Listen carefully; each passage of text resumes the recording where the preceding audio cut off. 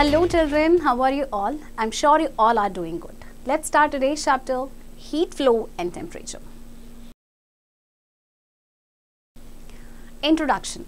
For thousands of years, people have wondered about the nature of heat.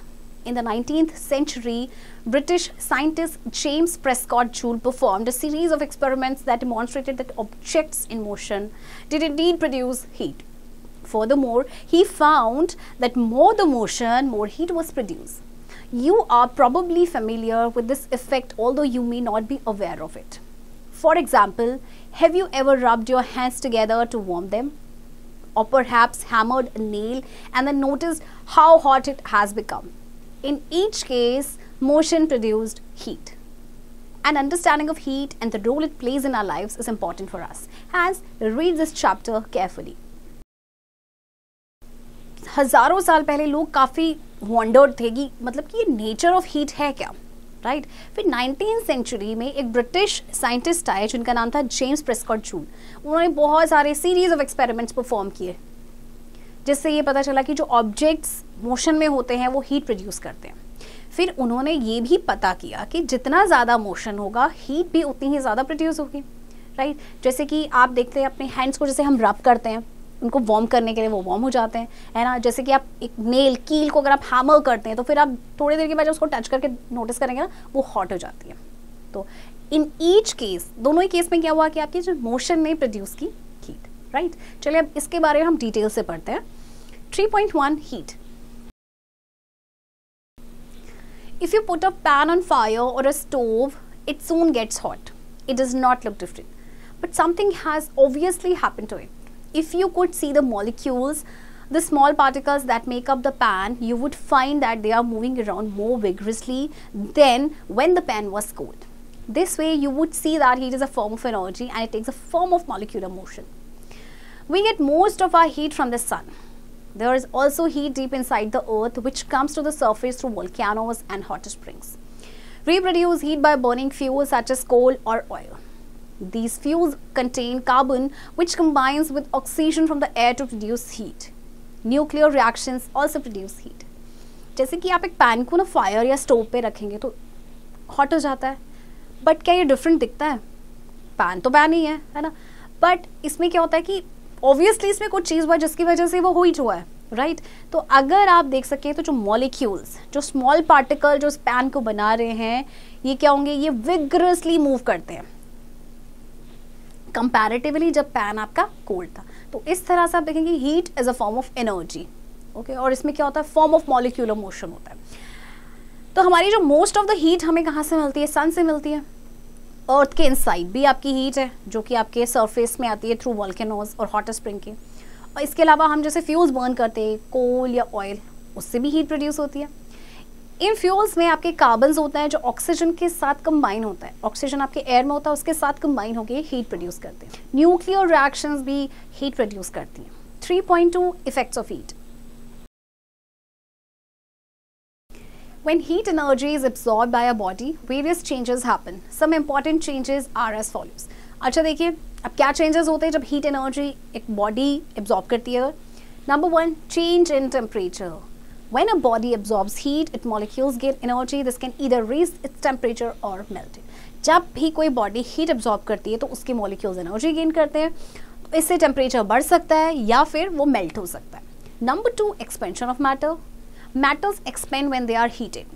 Small gaps are left between the successive length of rails so that if they expand in the heat of the sun, they do not buckle but have a space to cover the gap. If they were fixed end to end without gaps, then in summer they would bend due to expansion and cause accidents. अब देखिए, जब भी metals को heat किया जाता है ना तो वो एक्सपेंड हो जाते हैं. स्मॉल गैप्स जो होते हैं, जैसे कि जो सक्सेसिव लेंथ होती है रेल्स की, तो उसमें आपके स्मॉल गैप्स को छोड़ा जाता है. अगर वो हीट हो भी गए, मतलब सन की हीट उनको मिलेगी तो वो एक्सपेंड हो जाएंगे. तो क्या होगा कि they do not buckle, but क्योंकि उनके बीच में स्पेस होगा उस गैप को कवर करने के लिए, ओके? और अगर उनको end to end gap without gap fix कर दिया जाएगा तो फिर क्या होगा? समर में वो बेंड हो जाएगा बिकॉज ऑफ एक्सपेंशन, और फिर आपके एक्सीडेंट होने के बहुत सारे चांसेस होंगे. expansion due to heat is known as thermal expansion. Remember that. A bimetallic stripe is a device that makes use of different rates of expansion of solids. Such a stripe consists of two different metals joined together. When heated or cooled, one of the metals expands or contracts faster than the other, causing the stripe to bend. Such stripes are used as switches in heat control devices called thermostats. Air also expands when it is heated. Early flyers used hot air to fill their balloons because the expanded hot air in the balloon was less dense than the cold air around it. On heating, liquid expands in volume. More the rise in temperature, greater is expansion. For example, a full kettle overflows when the water in it is heated. देखिए bimetallic strip होती है device जो कि use करता है different rates of expansion जो solids में आपके होते हैं. इसमें दो डिफरेंट मैटर्स होते हैं जो साथ में जॉइंट होते हैं. तो जब हीट होता है या कूल होता है तो एक इनमें से मेटल एक्सपेंड या कॉन्ट्रैक्ट हो जाता है फास्टर देन द अदर, जिससे कि जो स्ट्राइप है ना वो बेंड हो जाती है. तो ऐसे स्ट्राइप्स को यूज़ किया जाता है स्विचेस में और इन हीट कंट्रोल डिवाइसेस में उन्हें कहा जाता है थर्मोस्टेट्स. एयर आपकी एक्सपेंड हो जाती है जब ये हीट होती है. You know that very well. जो अर्ली फ्लायर्स होते हैं वो हॉट एयर को यूज़ करते थे अपनी बलून्स को फिल करने के लिए, क्योंकि जो एक्सपेंडेड हॉट एयर होगी बलून में वो कम टेंस होती है comparatively cold air around it, right. तो हीटिंग में क्या होता है कि लिक्विड जो है एक्सपेंड करते हैं अपने वॉल्यूम में. एंड रिमेंबर दैट जितना ज़्यादा टेम्परेचर होगा एक्सपेंशन भी उतना ही ज़्यादा होगा. जैसे कि एक फुल कैटल है वो ओवरफ्लो करने लगती है कैसी, जैसी वाटर जो है हीट हो जाता है, right. Number 3, change of state. When a substance is heated constantly, its temperature rises. After a certain point, the temperature stops rising any further and the substance takes up the heat to change its state. With the absorption of heat, a solid changes into liquid and a liquid into gas. The changing of a substance from solid to liquid state is called melting. The change of state occurs at a definite temperature. The temperature at which a substance changes its state from solid to liquid is called its melting point. For example, melting point of ice is 0 degrees Celsius. Changing of a substance from liquid to vapor or gaseous state is called vaporization. This change of state occurs at a definite temperature. The temperature at which a substance changes its state from liquid to gas is called its boiling point. For example, boiling point of water is 100 degrees Celsius. अच्छा देखिए, जब एक substance को constantly heat करते हैं तो उसका temperature rise हो जाता है, बढ़ जाता है. तो एक सर्टेन पॉइंट पे जो टेम्परेचर है वो राइज होना स्टॉप हो जाता है, ओके. एंड जो सब्सटेंस क्या होता है कि वो उस हीट को ले लेता है और अपनी स्टेट को चेंज कर लेता है. तो जब हीट का एब्जॉर्प्शन होता है जो सॉलिड है वो लिक्विड में और लिक्विड गैस में चेंज हो जाता है. कभी भी कोई भी सब्सटेंस जब वो सॉलिड से लिक्विड स्टेट में चेंज होता है that is called melting. And इसमें जो चेंज होता है स्टेट का वो एक डेफिनेट टेम्परेचर पे होता है, राइट. जैसे कि टेम्परेचर जिस पे एक सब्सटेंस अपना स्टेट चेंज करता है सॉलिड से लिक्विड में उसे कहते हैं मेल्टिंग पॉइंट. जैसे कि मेल्टिंग पॉइंट अगर आप आइस का लेंगे that is definite which is 0 degree Celsius. कोई भी सब्सटेंस जब अपने लिक्विड से वो वेपर या गैसियस स्टेट में चेंज हो जाता है दैट इज कॉल्ड वेपराइजेशन, और ये भी आपका एक डेफिनेट टेम्परेचर पे होता है, राइट. तो टेम्परेचर जिस पे कोई भी सब्सटेंस अपना स्टेट चेंज करता है लिक्विड से गैस में that is boiling point. For example water का जो बॉइलिंग पॉइंट है that is 100 degree Celsius. Activity 1, to show that gases expand on heating. Method: take a clean medium-sized open glass bottle. Fix a small deflated balloon over the mouth of the bottle. Put the bottle in a trough containing hot water. What do you observe? You will see that the balloon is slowly inflated. The air which was present inside the bottle gets heated and therefore expands. This increase in volume of the gas make it rise, thus inflating the balloon. देखिए आपको क्या करना है, एक clean medium sized open glass tube लेनी है, उसमें deflated balloon को रखना है, उसके माउथ पे फिक्स कर देना है. फिर अपनी बॉटल को एक ट्रफ में रखना है जिसमें हॉट वाटर होगा. देखिए this is your glass bottle, deflated balloon, इसको हॉट वाटर के ट्रफ में रखना है. इसके बाद आप देखेंगे कि जो बलून है ना वो स्लोली इन्फ्लेटेड हो जाएगा. ऐसे कैसे हुआ कि जो एयर प्रेजेंट थी आपकी बॉटल के अंदर वो हीट हो जाती है क्योंकि हमने उसे हॉट वाटर के ट्रफ में रखा है, और हीट होते ही एयर क्या हो जाती है, एक्सपेंड हो जाती है. इससे जो है गैस का वॉल्यूम इंक्रीज हुआ और वो राइज हुई, जिससे कि बलून आपका इन्फ्लेट हो गया। Number 4, chemical and biological changes. Many things around you undergo chemical changes which are caused by heat. Baking of bread and changing of colors of autumn leaves are examples of such chemical changes. So is the digestion of food. We boil milk and water in order to kill the harmful bacteria present in them. Most of the birds incubate their eggs by sitting on them. This behavior keeps the eggs warm as the young ones develop inside. These are examples of biological changes. हमारे आसपास बहुत सारे changes होते हैं, chemical changes होते हैं, आपकी heat से होते हैं। जैसे ब्रेड की बेकिंग होती है या चेंजिंग ऑफ कलर्स होता है ऑटम लीव्स का ना, ये सारे एग्जांपल्स है केमिकल चेंजेस के। इसी तरह से जो डाइजेशन है फूड का, that is also chemical change. अब हम जैसे मिल्क या वाटर को बॉईल करते हैं, क्यों करते हैं? ताकि उसमें से जो हार्मफुल बैक्टीरिया है वो किल हो सके। ज़्यादातर बर्ड्स आपकी इनक्यूबेट करती है अपने एग्स को, कैसे? उनके ऊपर बैठती है। इससे क्या होता है कि जो एग्स हैं वो वार्म रहते हैं और फिर जो यंग वंस हैं उनके अंदर डेवलप होते हैं। तो ये एग्जांपल्स हैं आपके बायोलॉजिकल चेंजेस के। 3.3 heat and temperature. Heat contained in a body causes the sensation of hotness or coldness. The degree of hotness or coldness of a body is called its temperature. Both are related but not the same thing. The fact is that heat and temperature are measured in different units, which shows that both are not the same. Heat is measured in unit called calories, while temperature is measured in degrees Celsius. अच्छा, temperature क्या होता है? Degree of hotness and coldness, right? इसे हम कहते हैं temperature. अब दोनों तो रिलेटेड हैं बट दोनों सेम चीज़ें नहीं हैं। देखिए, आपका जो हीट एंड टेम्परेचर है, इनको क्योंकि डिफरेंट यूनिट्स में मेजर किया जाता है ना, तो इससे ऑब्वियस है कि ये दोनों सेम नहीं है। हीट को मेजर किया जाता है कैलोरीज में, हीट की यूनिट है कैलोरीज, जबकि टेम्परेचर की यूनिट होती है degree Celsius. Another indication that heat and temperature are different is that the same amount of heat produces different temperature changes in different substances. This is because some substance absorb heat energy better than the other substance. On the other hand, the energy transferred from one body to another due to a temperature difference between them is called heat. अच्छा, दूसरा example क्या है कि आपका indication है कि heat and temperature same नहीं है? वो ये है कि जो same amount of heat produce करती है different temperature changes different substances में। क्योंकि देखिए, कुछ सब्सटेंस होते हैं वो हीट को एब्जॉर्ब करते हैं better than the other substance. Okay, अच्छा, उस दूसरी तरफ जो हीट है आपका जो एनर्जी है वो ट्रांसफर होती है one body to another because of temperature difference between them called heat. 3.4 specific heat. A measure of heat absorbing ability is called specific heat. The specific heat of a substance is the number of calories needed to raise the temperature of 1 gram of that substance by 1 degree Celsius. Different substances have different specific heats. The specific heat of water has a value of 1. The specific heat of copper has a value of 0.093. Less than 1/10 of a calorie would be needed to change the temperature of 1 gram of copper by 1 degree Celsius. Foods have a calorie value because when they are burnt either inside or outside the body, they release heat energy. How much heat they give off is indicated by the number of calories they contain.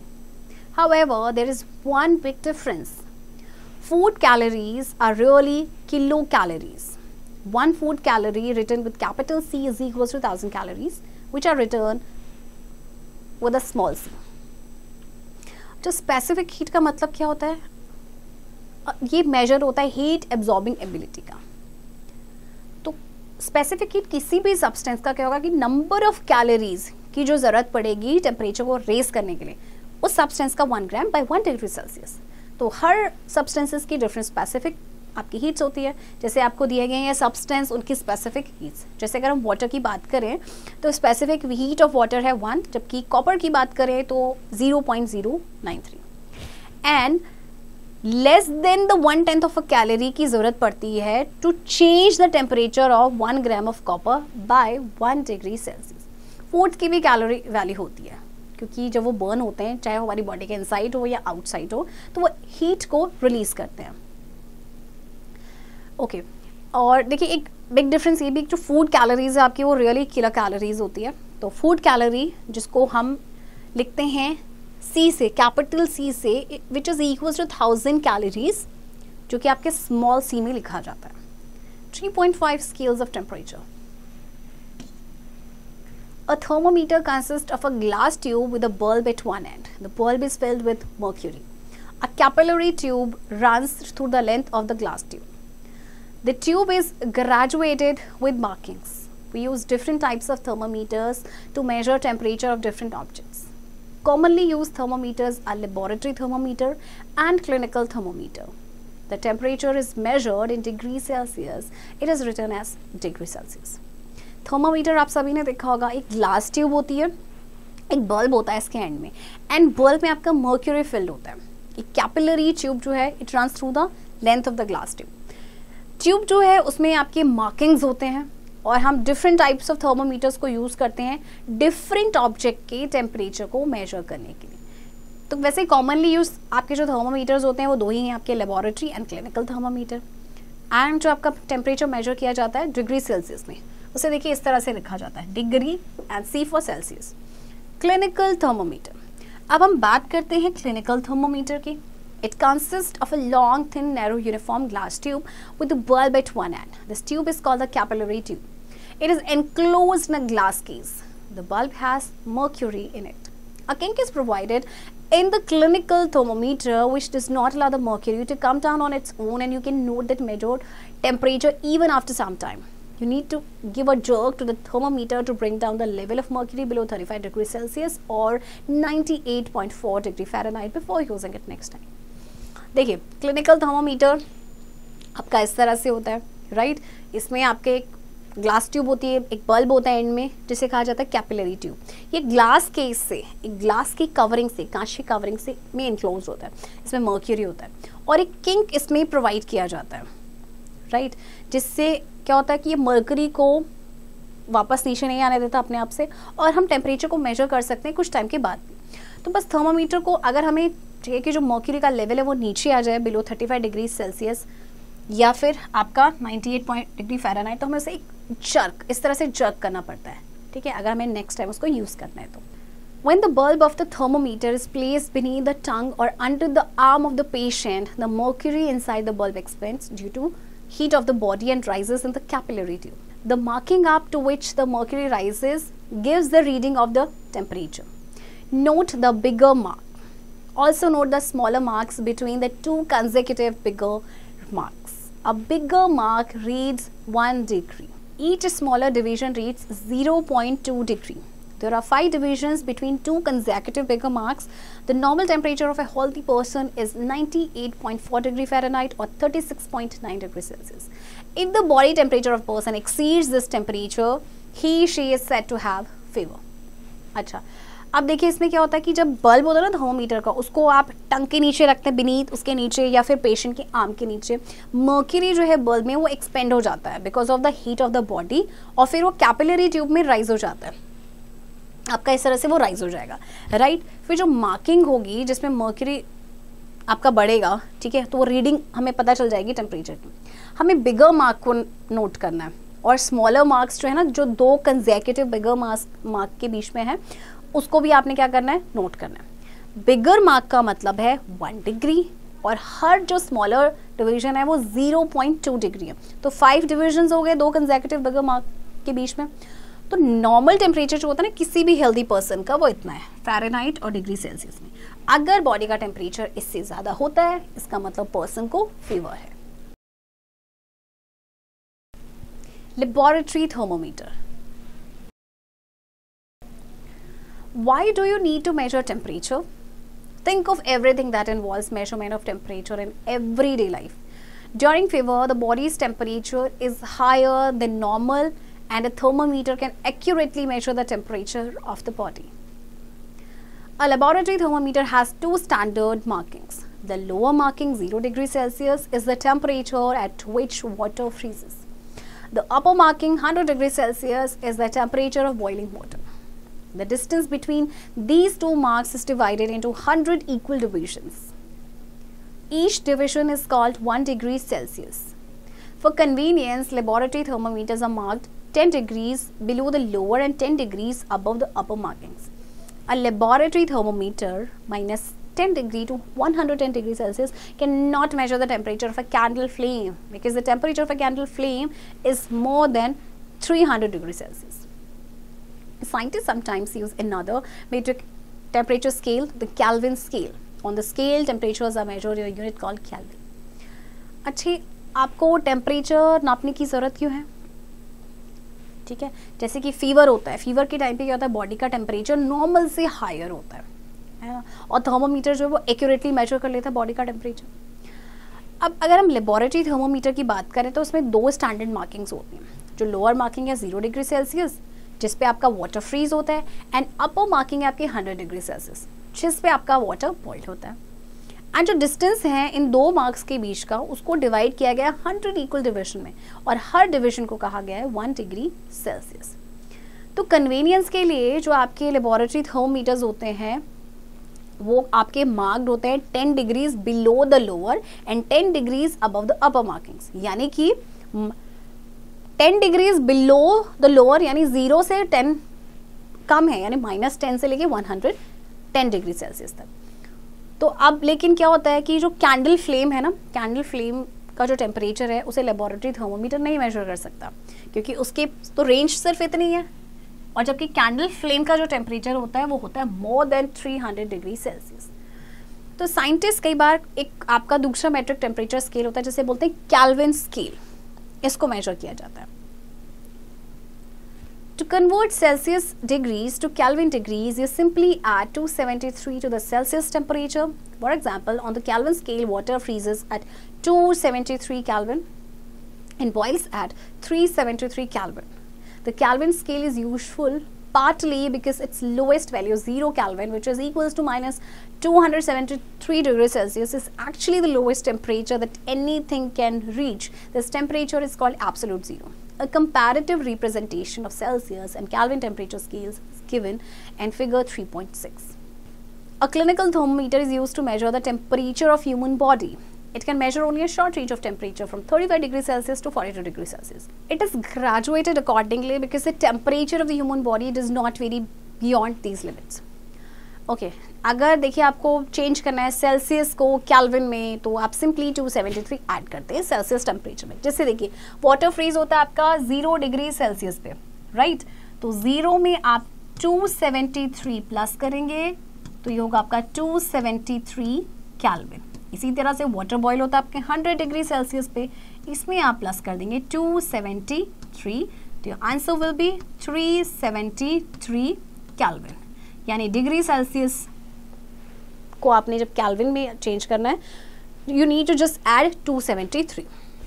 Okay अच्छा, अब जो kelvin scale है actually आपका partly useful होता है क्योंकि इसकी जो लोएस्ट वैल्यू है ना 0 के, जो कि आपको इक्वल होती है -273 डिग्री सेल्सियस के, ये एक्चुअल में लोएस्ट टेम्परेचर होता है जो इस पर कोई पहुंच भी सकता है. तो ये टेम्परेचर होता है आपका एब्सोल्यूट 0.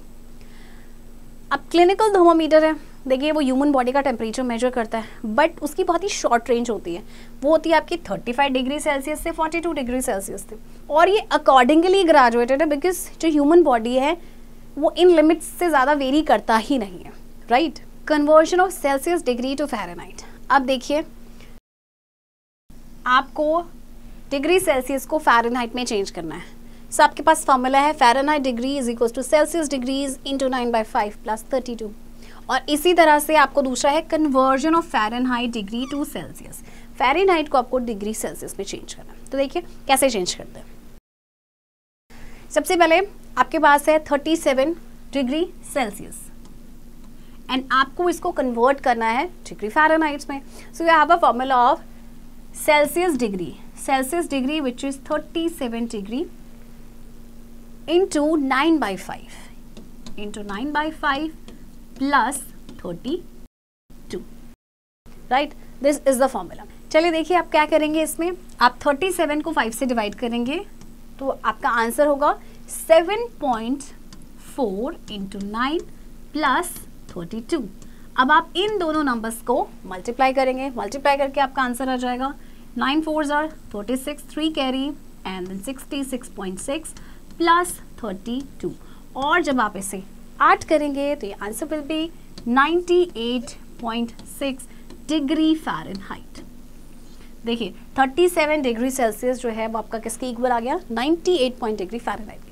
अब नेक्स्ट एग्जाम्पल में आपका क्या है, 98 डिग्री फ़ारेनहाइट है, 0.6 डिग्री। अब आप इसको सेल्सियस स्केल में कन्वर्ट करना है। इसके लिए फॉर्मूला आपका होता है फ़ारेनहाइट -32 इंटू 5/9, राइट। अब आपके पास है फ़ारेनहाइट डिग्री में 98.6 माइनस 32 इंटू 5/9। ओके, देखिए माइनस करके आपका आंसर आएगा 66.6 इंटू 5/9, राइट। अब आप इसको डिवाइड करेंगे 9 से तो आपका किस पे जाएगा, 9 7 और 63.4 इंटू 5। अब आप इसे मल्टीप्लाई करेंगे तो आपका आ जाएगा 37 डिग्री सेल्सियस। ओके, तो ये फॉर्मूले से आप डिग्री सेल्सियस को फ़ारेनहाइट में चेंज कर सकते हैं एंड फ़ारेनहाइट को आप डिग्री सेल्सियस में चेंज कर सकते हैं। 3.6 amount of heat. The amount of heat gained or lost by an object depends upon the following factors. Number 1, mass of the object. More heat is required for an object of larger mass for any rise in temperature. Number 2, change in the temperature of the object. More heat is required for a higher rise in temperature for an object of a given mass. Number 3, nature of the material of the object. Different objects require different amounts of heat even though their mass are the same and they are heated through the same rise in temperature. अच्छा देखिए, कोई भी substance आपका, कोई भी object कितना amount of heat gain करेगा या लूज करेगा वो कुछ फैक्टर्स पे डिपेंड करता है। नंबर 1 क्या है कि मास क्या है ऑब्जेक्ट का।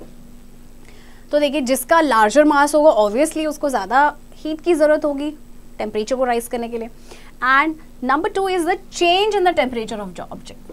मोर heat is required for a higher rise in temperature. Okay, मतलब अगर आपको हाई टेम्परेचर उसको राइज करना है तो मोर हीट की रिक्वायरमेंट है obviously. And third one is nature of the material of the object. ये डिपेंड करता है, देखिए डिफरेंट ऑब्जेक्ट आपके डिफरेंट आपके मटीरियल से बने होते हैं एंड हर मास को आपका डिफरेंट मासेस को आपको डिफरेंट अमाउंट ऑफ हीट की जरूरत होती है, ठीक है। Unit of heat, calorie is the most commonly used unit for measuring the amount of heat. It's the amount of heat required to raise the temperature of 1 gram of water by 1 degree Celsius. A bigger unit for measuring the amount of heat is kilocalorie. 1 kilocalorie is equals to 1000 calories.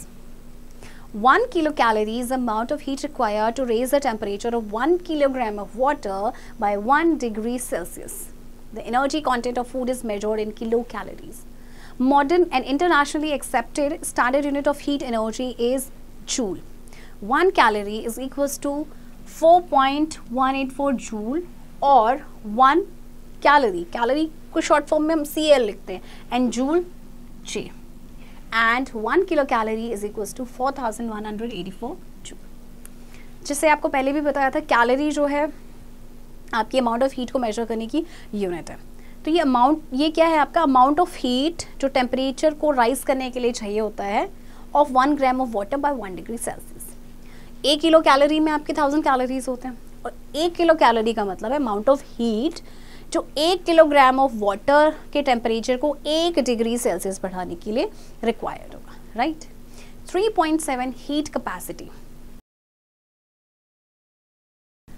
The heat capacity of a substance is the amount of heat needed to raise its temperature by 1 degree Celsius. Its units are calories per degree Celsius and joules per degree Celsius.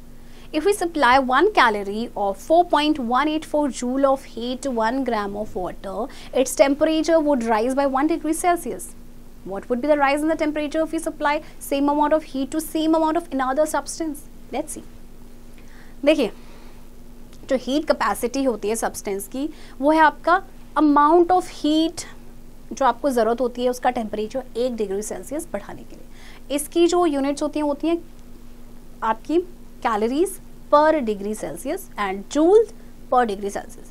जैसे कि अगर आपने 1 calorie या 4.184 joule of heat जो है 1 gram of water को supply किया है तो इसका टेम्परेचर जो है 1 डिग्री सेल्सियस राइज करेगा, है ना।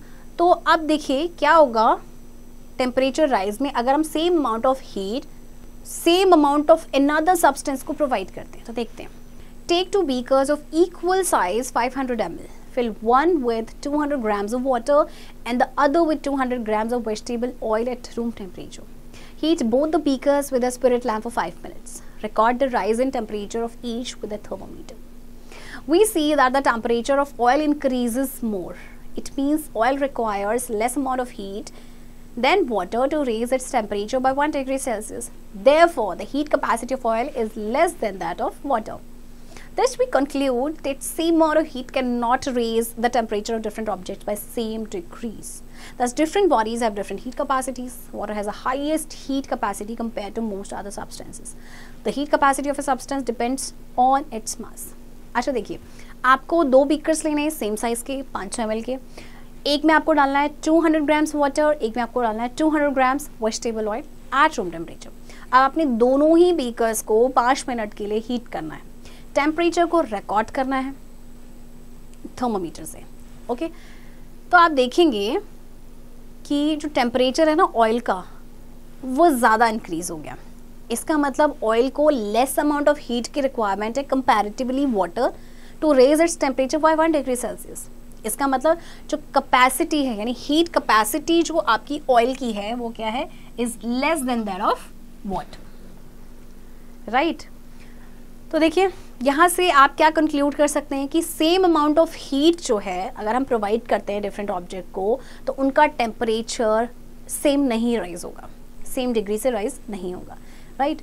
क्योंकि डिफरेंट बॉडीज़ की डिफरेंट हीट कैपेसिटीज़ होती हैं एंड वाटर की हाईएस्ट हीट कैपेसिटी होती है comparatively other substances.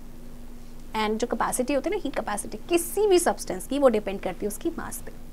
3.8 formula for measuring the amount of heat.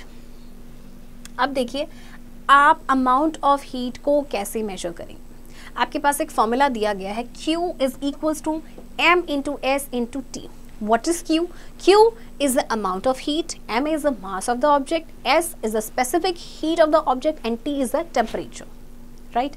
What temperature? Change in temperature. For example, a piece of tile or stone feels colder than a piece of wood even though both are at the same temperature because a piece of tile or stone has more mass than that of the wood. अच्छा, आप देखेंगे ना, जैसे एक tile का piece है या stone है और आपके पास एक पीस ऑफ वुड है, आप देखेंगे टाइल या जो स्टोन है वो आपको सेम टेम्परेचर पे ना कोल्ड फील होगी, जबकि वुड आपको उतनी कोल्ड फील नहीं होगी, क्योंकि जो पीस ऑफ टाइल या स्टोन है उसका मोर मास है than that of the wood. अच्छा, आपके पास एग्जाम्पल है, example 1। A glass containing 200 ml water is kept in sunlight for 10 minutes. Its temperature goes up by 2 degrees Celsius. How much heat from the sun reaches the glass in 1 minute? देखिए, आपके पास एक glass है जिसमें पानी है, 200 ml water है, उसको 10 minutes के लिए सनलाइट में रखा, उसका टेम्परेचर 2 डिग्री सेल्सियस बढ़ गया, तो कितना हीट जो है सन से ग्लास में पहुंचा इन 1 मिनट। ओके, सबसे पहले आपके पास मास है, मास m 200 ग्राम्स, राइट। आपके पास स्पेसिफिक हीट है S, ये आपके पास गिवन होती है, राइट, ये कांस्टेंट वैल्यू होती है, तो 4.18 जूल पर gram degree Celsius and rise in temperature 2 degree Celsius. Okay okay, अब ये देखिए टोटल हीट उसने कितना रिसीव किया इन 10 मिनट्स में। तो आप कैसे निकालेंगे फॉर्मूला जो आपके पास था, Q is equals to M into S into T, right. आप वैल्यूज पुट करेंगे। ओके, ये हमने निकाला 10 मिनट का, ये आपका 10 मिनट का निकाला है, बट 1 मिनट का चाहिए, तो क्या करेंगे, जो आपके पास ये जो वैल्यू आई है उसको आप 10 से डिवाइड कर देंगे, तो आपकी वैल्यू इतनी आ जाएगी, यानी 1 मिनट में उसने जो हीट रिसीव की है वो है आपकी 167.2 joule. Example number 2, how many joules of heat is needed to increase the temperature of 1 kilogram of copper by 50 degree Celsius. देखिए, इसमें क्या आपके पास स्पेसिफिक हीट जो है कॉपर की, वो आपके पास है this one. Okay, mass 1 kilogram है, जिसको हम ग्राम में कन्वर्ट कर देंगे, and you know that 1 kilogram is equals to 1000 gram, right. फिर चेंज इन टेम्परेचर कितना है, 50 डिग्री सेल्सियस। अगेन आपने इस फॉर्मूले पे सारी वैल्यूज पुट कर देनी है और आपको ये आंसर मिल जाएगा। की points, heat is a form of energy and it takes the form of molecular motion. We get most of our heat from the sun. Nuclear reaction also produces heat. Heat energy causes changes in temperature, expansion in matter, changes in the state of matter, and chemical and biological changes. Heat is measured in units called calories and joule. 1 calorie is the amount of heat needed to raise the temperature of 1 gram of liquid water by 1 degree Celsius.